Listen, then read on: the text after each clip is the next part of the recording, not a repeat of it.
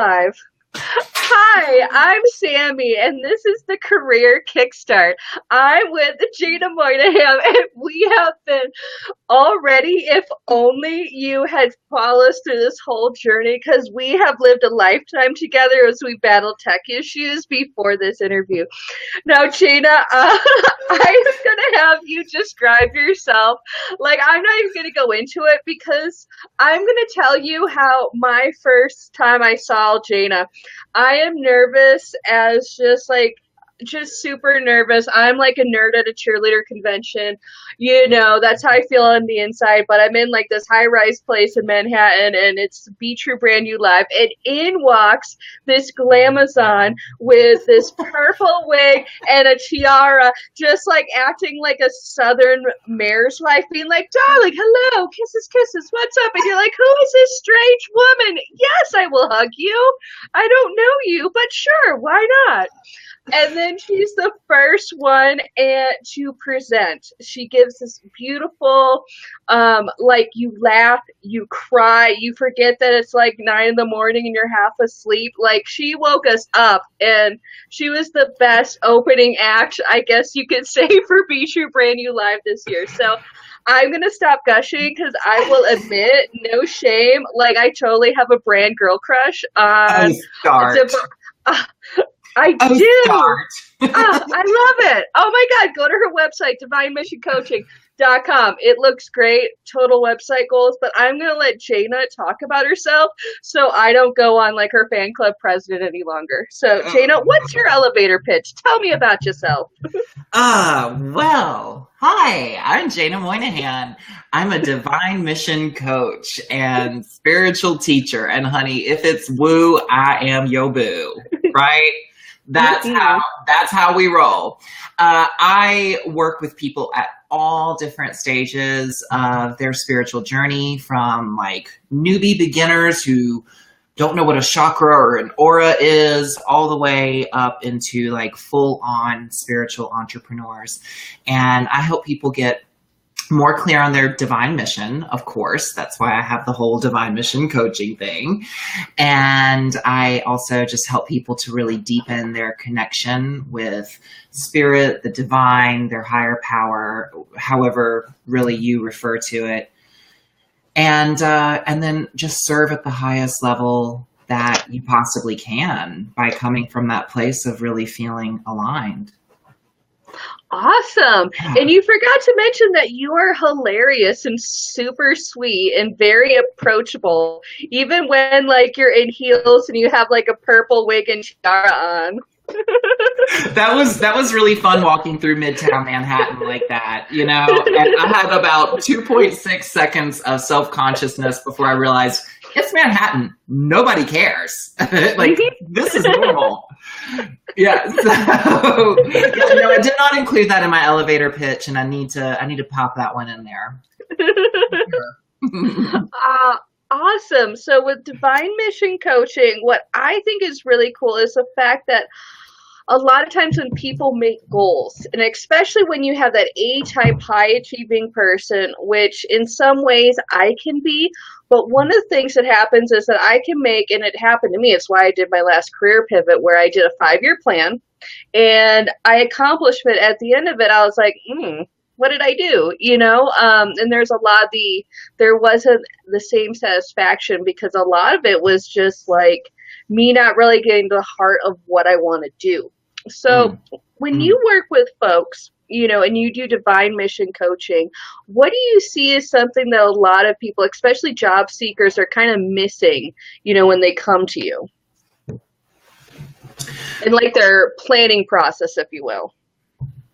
Well, I feel like a lot of times what they're missing in their planning process is, you know, really taking the time to check in and see, like, is what I'm planning and is what I'm going for here, is this really what I want, or is this just what I've sort of been told that I should want, either by, you know, peers, family, society, culture, etc.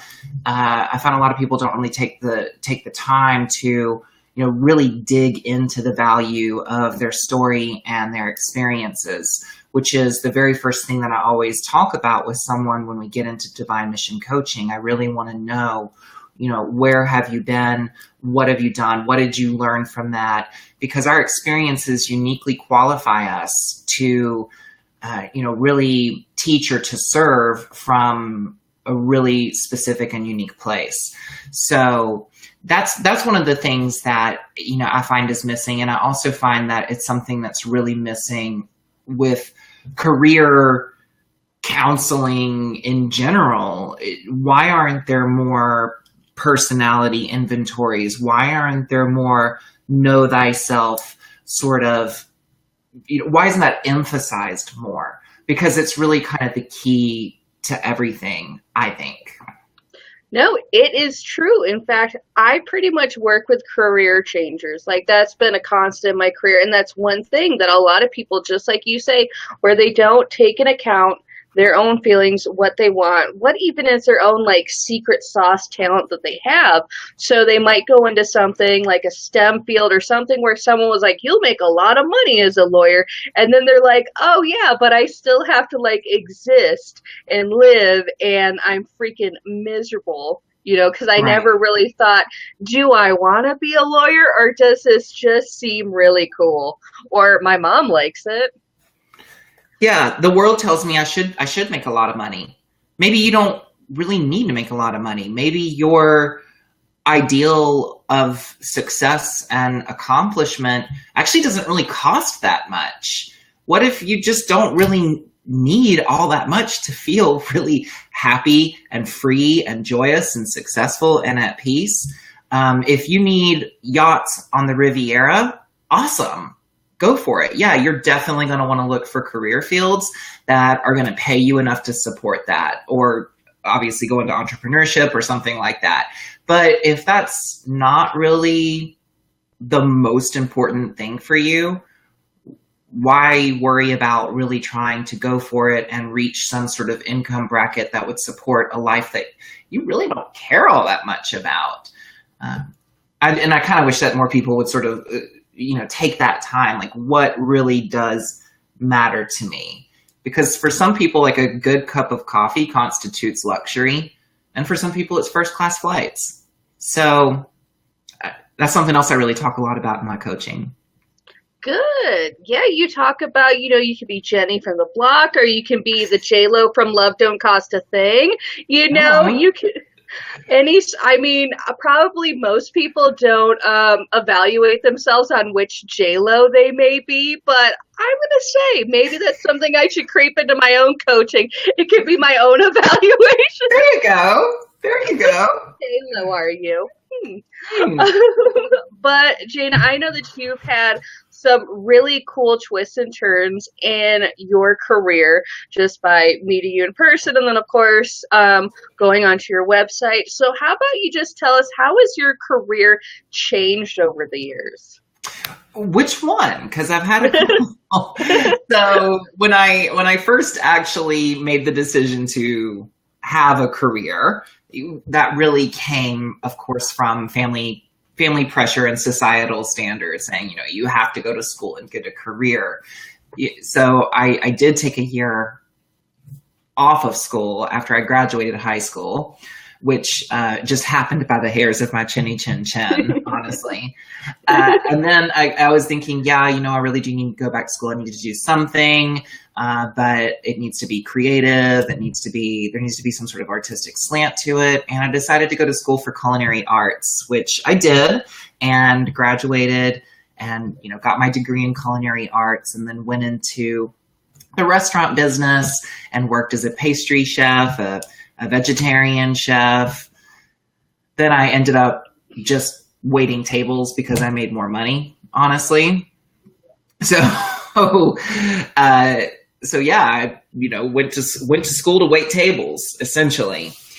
And so I really got to a point back in 2000 where I was feeling particularly unfulfilled and just feeling like there wasn't enough me in what I was doing, and just knowing that it wasn't sustainable. I didn't like, I loved to cook, but cooking as a profession was really, really different, which often happens when you turn your passions into a career. It becomes a whole different thing, and not always what you enjoy. And so that certainly happened for me there in the culinary field. And then I had a series of awakening experiences, if you will, with orca whales in Washington State, and it sort of led me into really thinking about what it was that I wanted to do and what I needed to do, and I felt very called to start getting really, really back into connecting with my spirituality and serving from that place. So I started doing tarot card readings, and that sort of led into doing parties. And then I, moved all over the country through a series of unfortunate relationships and finally landed where I am now, which is Phoenix, Arizona. And so I'm like kind of waving at you down the road there. Hi. Hi, friends. Yeah, so around 2000, that was between 2000 and 2004. So in 2004, I just decided it was time and I was going to completely go for it. And I quit my gig waiting tables at the Cheesecake Factory. Like, why did I go to school for 2 years to end up at waiting tables at the Cheesecake Factory?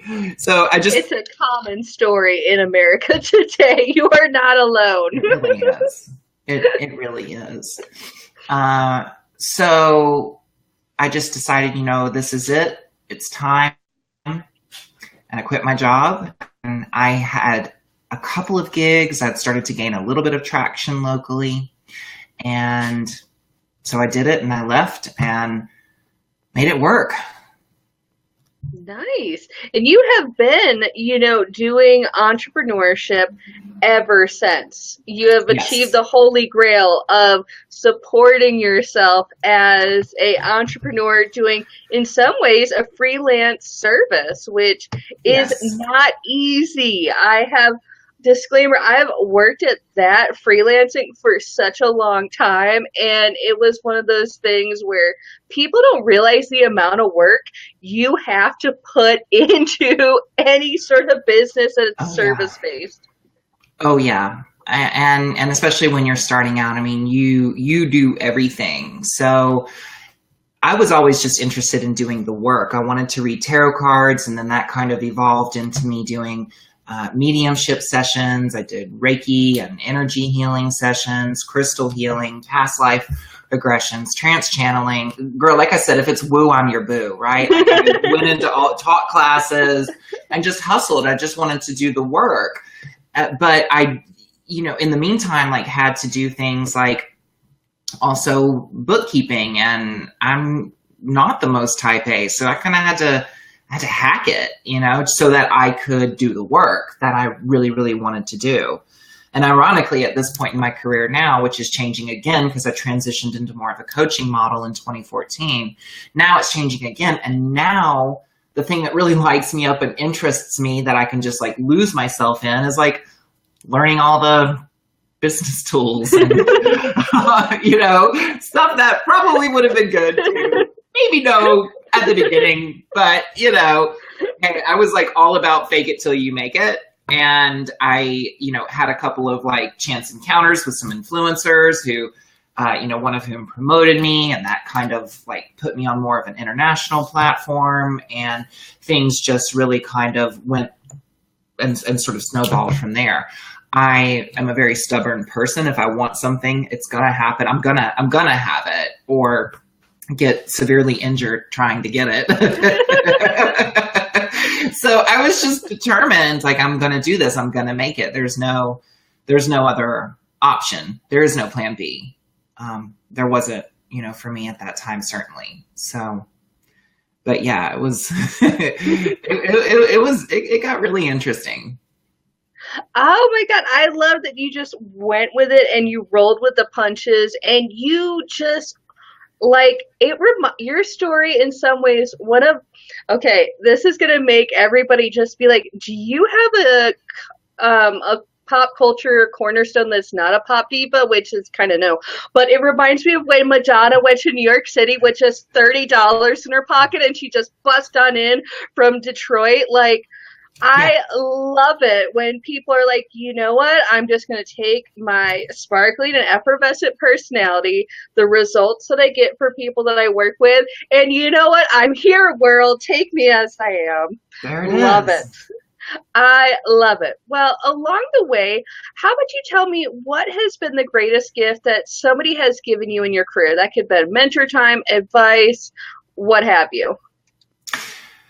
Yeah, I was thinking about this question, and the first thing that came to my mind, like the best thing that I was given was a break.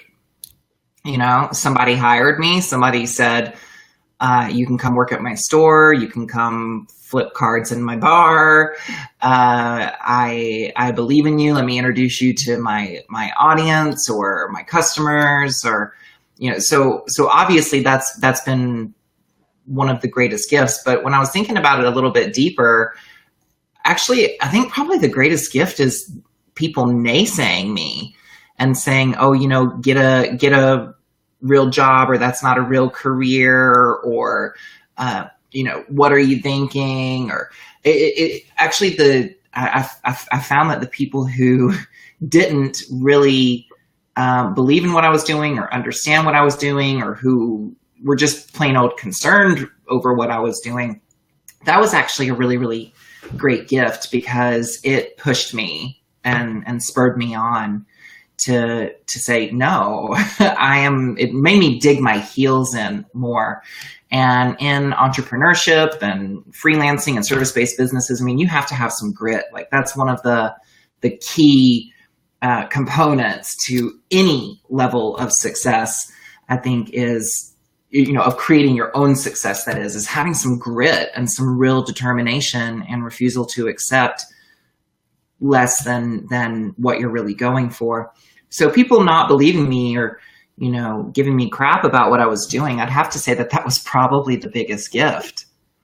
Nice. I like that your motivation, it can be similar to mine. I tell people like that, that scene with Alec Baldwin and Glenn Ross, I get pumped by that because I'm like, screw you, Alec Baldwin. I'm going to close and I'm going to get some coffee. You can shuttle back to Tallahassee or wherever you came from, buddy. But yeah, sometimes the chip on the shoulder can really help, and you just say, whatever, Alec Baldwin. Exactly. Yeah, I said that a lot, and not even, and it wasn't even, the worst part of it isn't really, the people, it's in between your ears. It's when you start hearing it in between your ears, like, what are you thinking? And why am I doing this? And, this is difficult. And so taking what I got from the outside and having it come inside, and then going through a process of really sort of working through that, kind of having a bit of a hero's journey with my own mindset, was something that ended up helping me really continue moving forward with it. Good. And that's one of those things that we all have to like push through the crap, to find I can't even think of a good metaphor, but like the rainbow or whatever you will. Like, right. Sometimes that's just it. The road gets rocky, the seas get choppy, and you just got to hold on and be like, I can do it. I can be Madonna in the 80s going to New York City. I will make it. Yes. Well, yeah, honey, you don't get those rainbows without the rainstorms. So that's definitely probably been one of the best gifts that I've received. Awesome. And that goes into my next question, is all kind of about the rainstorms. So what for you, what was your biggest career mistake? Let's see. Well, I make them every day. I still make them quite frequently. Probably my biggest career mistake was honestly not focusing on the marketing aspect. I only really got serious about building my email list and, you know, doing regular marketing communication really in the last couple of years. Business came so easy to me for a while because I got really, really, really well known for what I was doing. And when I kind of decided to switch my business model up a little bit, I didn't have the right systems in place to support it. I just thought, oh, well, everybody's just going to follow me on the journey. And while a lot of people did, not everyone did. And I wish that I would have taken the time. Well, I mean, I can't really say that because, you know, my journey is what it was, and it's the way that I needed to do it, and I'm great with it. I wouldn't change anything, actually. But if there was a mistake, it would be not really kind of nailing down some of the more business aspects of it, you know, the marketing and focusing on getting better systems in place. Mm-hmm. Now, I feel you on that. That's been something where I'm like, okay, I actually have to not have everything in my head and I have to write things down and do this and do that and do this. No, I feel you. Systems. Yeah. You think about, ooh, I like doing the work, and then, oh God, I have to have a whole system to support yeah. me.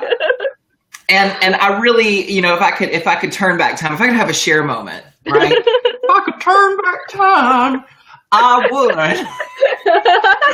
would get help sooner from other people to help me do the stuff that I'm not naturally great at. Mm-hmm. I would have definitely brought in help sooner.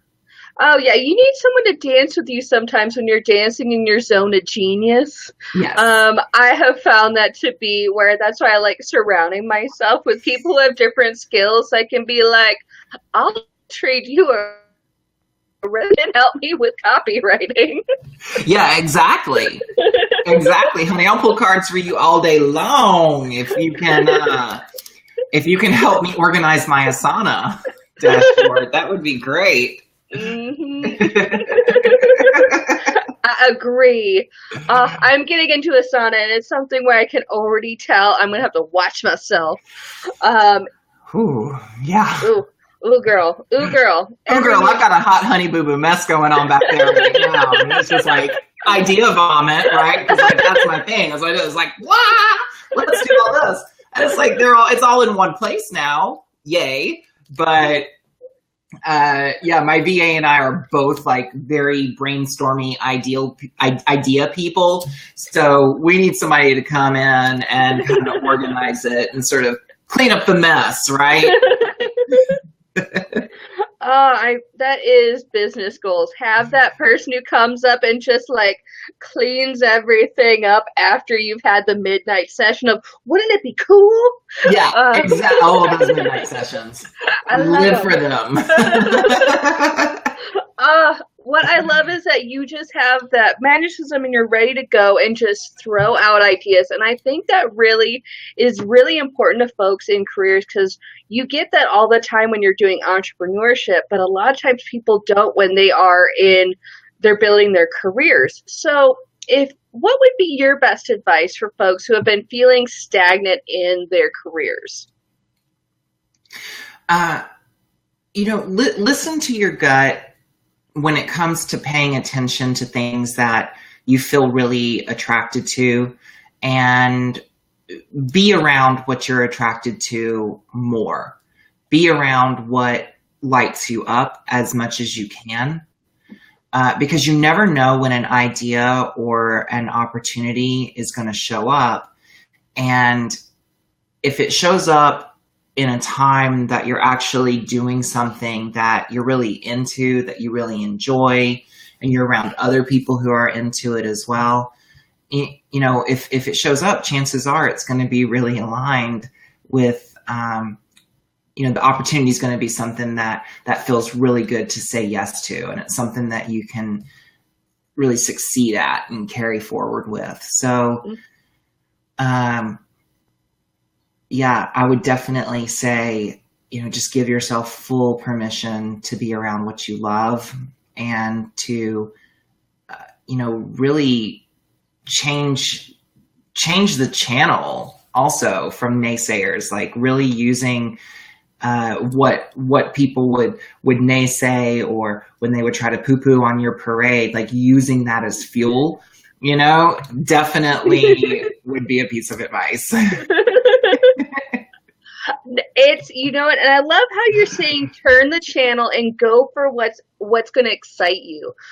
Too many people, there's this tendency where you get like a career rot, you get that career funk and nothing seems all that exciting. So you almost close your eyes. So you stop seeing those opportunities. Like when you were saying, that's how you find opportunities, is by following that excitement, and too many people just kind of blind themselves to opportunities. So even if opportunities like right over there, they're like, ugh, whatever. I need to like watch the next, episode of Sense8 before they cancel it. So go away, Right.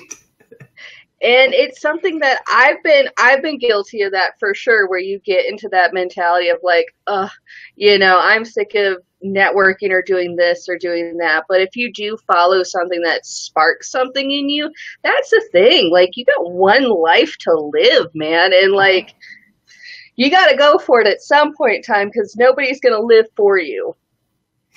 That's an excellent point. That's an excellent point. Nobody is going to live it for you. And why would you even want them to if they could? I definitely am with you on that. And you know what? Maybe your thing is to watch Sense8.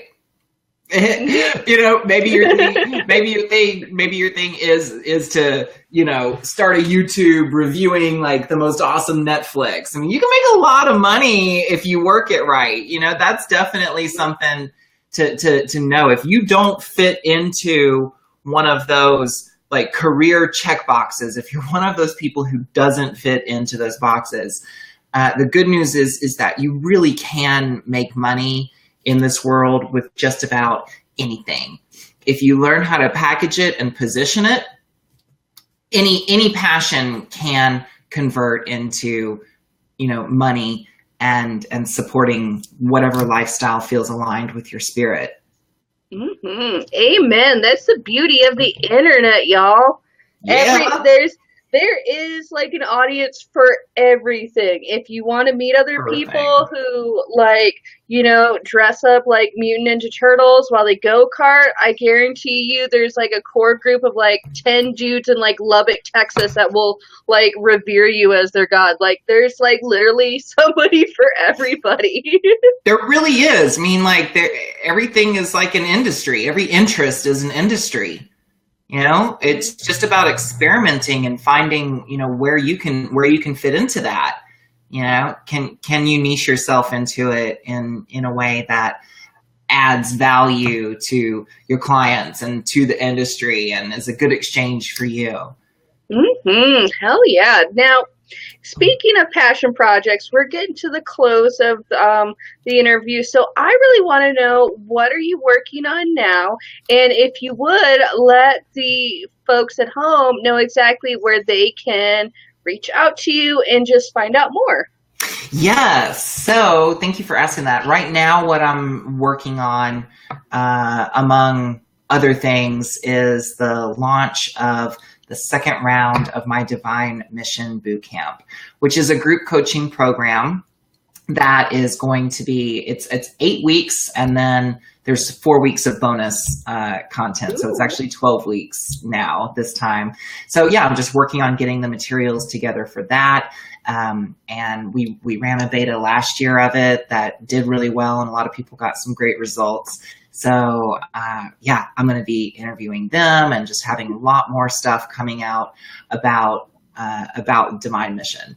So yeah, any of that, you can learn more by, of course, joining my email list on my website, divinemissioncoaching.com, or you can just hit me up on the Book of Faces.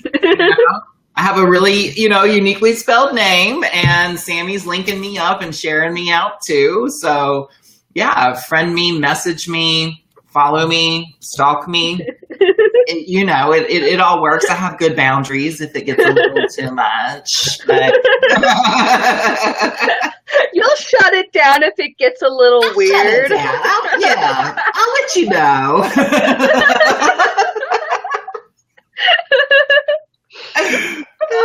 Jaena, I love talking to you, and if you don't mind, I want to say your tagline because I love it. Do it. Now, yes, if it's woo, then she's your boo.